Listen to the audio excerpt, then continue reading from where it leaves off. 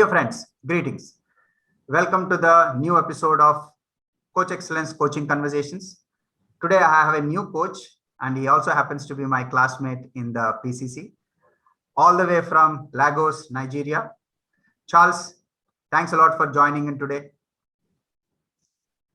Thanks for the opportunity, Kiran. Thank you very much for joining on a short notice. And speaking of Charles, a quick line from me before I request Charles to share something about himself. Charles is a merchant of success, and his mission is to support people achieve progress on things that matter to them and that are important to them. On that note, I would hand over the screen to Charles to quickly share a little more about himself before we begin. Over to Charles. Thanks, Kiran. It's good to be here. Thank you. Excellent to connect with all your friends and your viewers on this channel. I'm a lawyer, Wow. negotiator, a mediator, and a workplace transformer. I've navigated through these entire systems without, in effect, leaving any one of them. Rather, I have evolved. So from being a lawyer, I understood that litigation was not the solution to human relations. Wow. And then, moved on to mediation, evolved my legal practice, which continues to exist, into other solutions in mediation, in negotiation. Mediation, however, requires a dispute.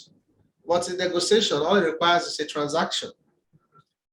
But in all of this, however, moving into the facilitation world, I realized again that providing knowledge and information to people was great.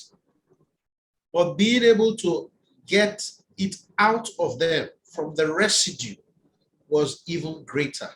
And that was how I evolved into the coaching world. And so whenever you see me, look at me as a work in progress. Thank you. I must agree with that last line. We all are work in progress, and it's nice to hear a keyword that's surrounding you seems to be evolution. And you have evolved from a lawyer to today a coach. And I could sense what brought you in that direction, which you were sharing in a nutshell. So with that, let's jump in. The very first question for you. What is coaching to you? Thanks, Kiran. Now, I want to answer that question by saying what coaching is not. Usually that is how I support others. Coaching is not counseling. Coaching is not consulting. Coaching is not teaching. Coaching is not therapy. And coaching is not advisory. Whenever you hear that as a person, you ask yourself, so what is coaching? What really is coaching if it's not any one of these? And the best way to answer that question is to say that coaching or a coach is like a Uber driver. The destination is yours. The Uber driver doesn't tell you where you are going to.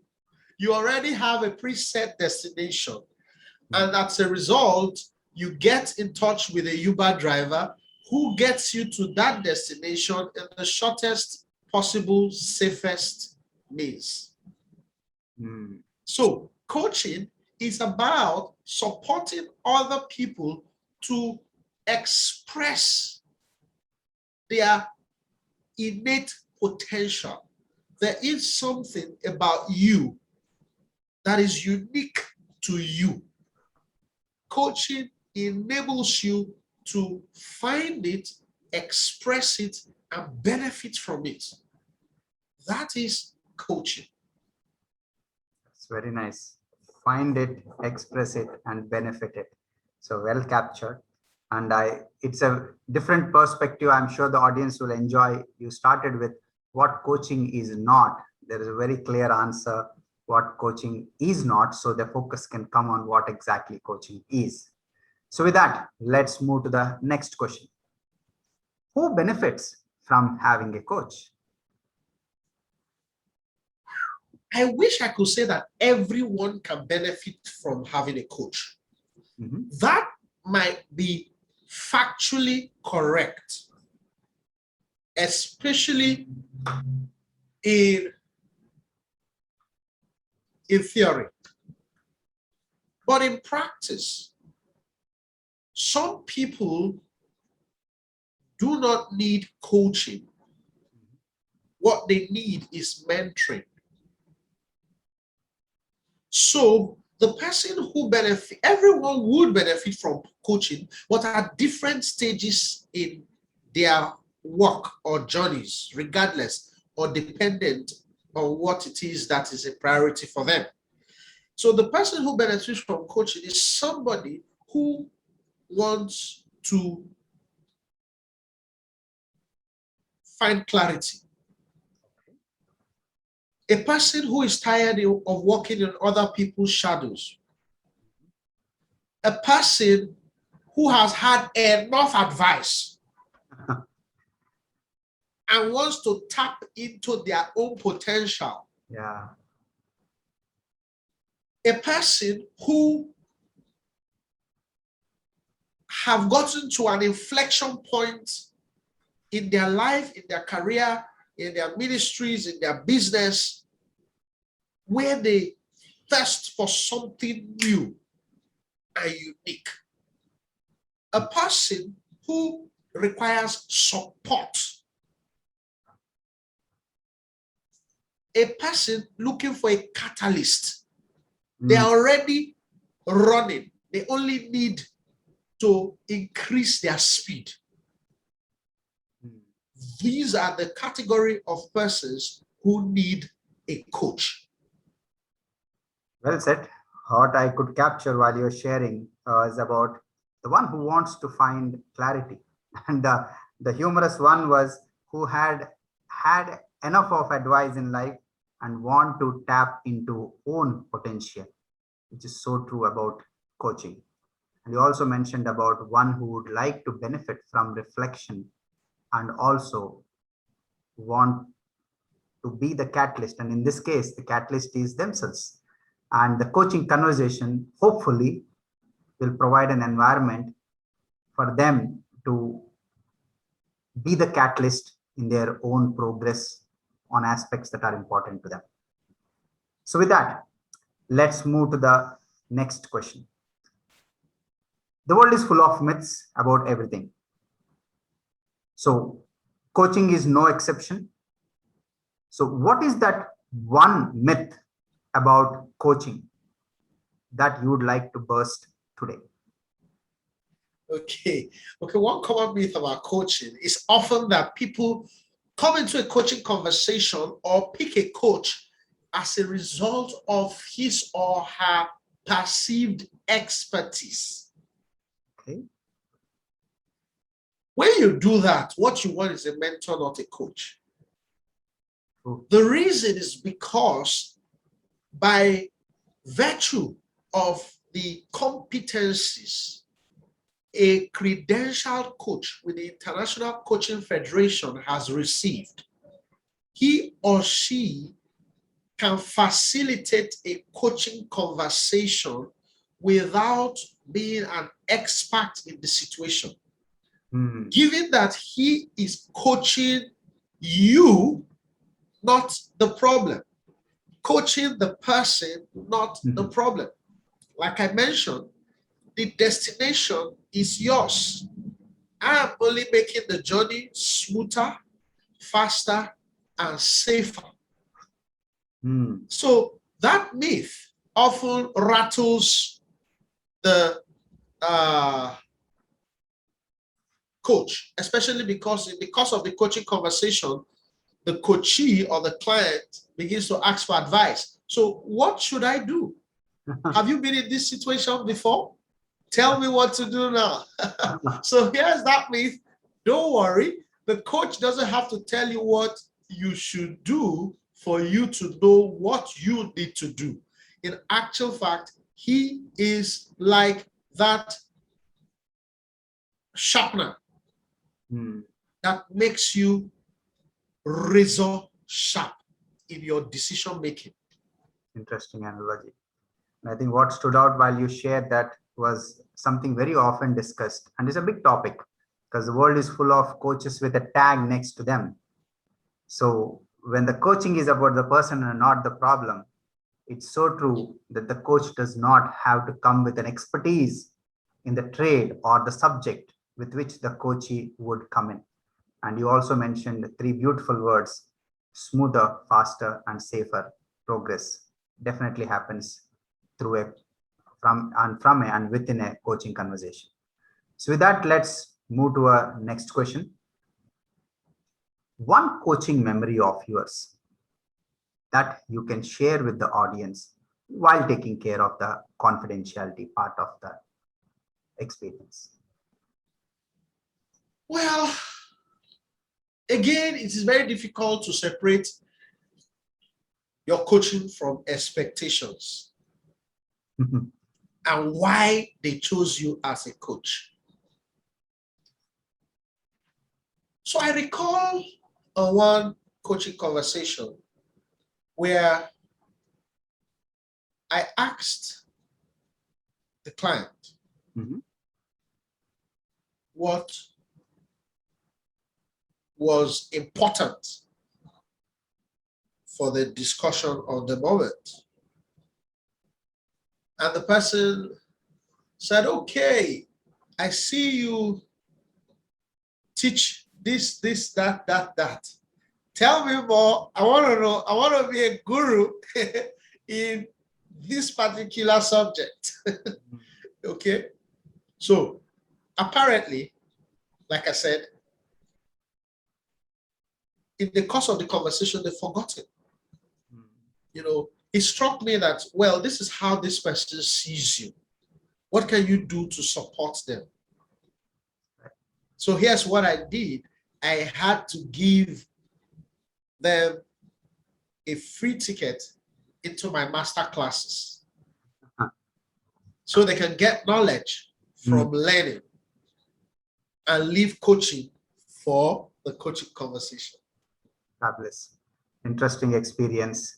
And it's nice to see how you could separate these two things, one coaching from the other part, which is acquiring knowledge on a subject that you are already teaching. So thanks a lot for sharing that experience. And that also shows how important it is for the coaches to be conscious about or cognizant about such situation cropping up and knowing how to deal with them. So with that, let's move to the next question.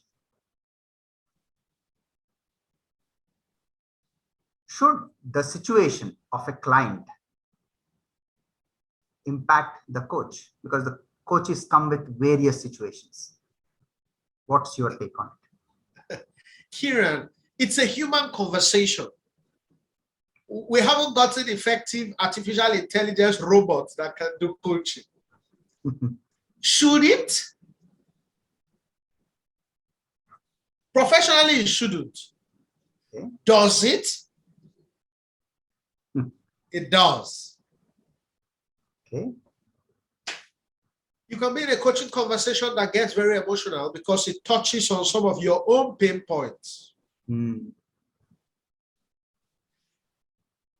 only need to remind yourself that this conversation is not about you, it is about the client in front of you.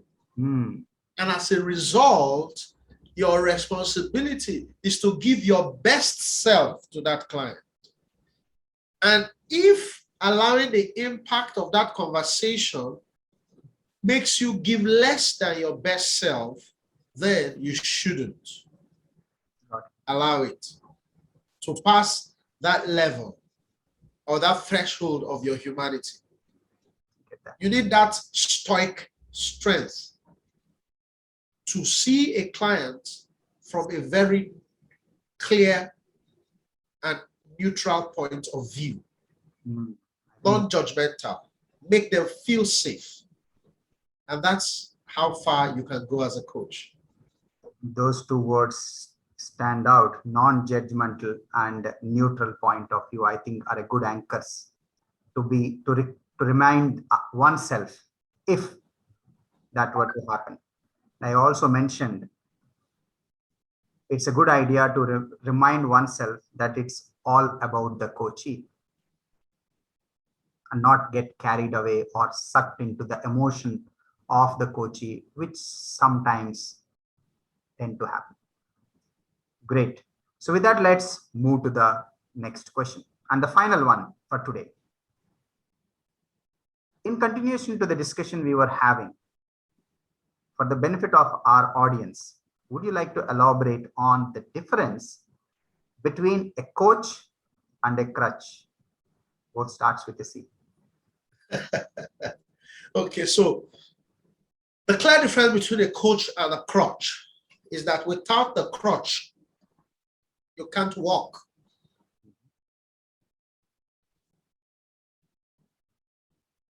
But without the coach, you should be able to walk. So the essence of coaching is to win you, W-E-A-N, so that you begin to win, W-I-N. Wow. Very interesting. So the more coaching you get, the less of the coach you need. That is basically the dichotomy between a coach and a crutch. A person who uses a crutch will not get up from there until their crutch is made available to them. Get that. Very interesting. A lot of what you can say memorable lines here. So the win to win, and you also mentioned about how the more coaching you get, the less requirement you have of a coach. And I think, as you said, if someone is injured, they need a crutch. And the moment they are not in a state of injury and they are adequately coached, probably they don't need a crutch and they don't need a coach also.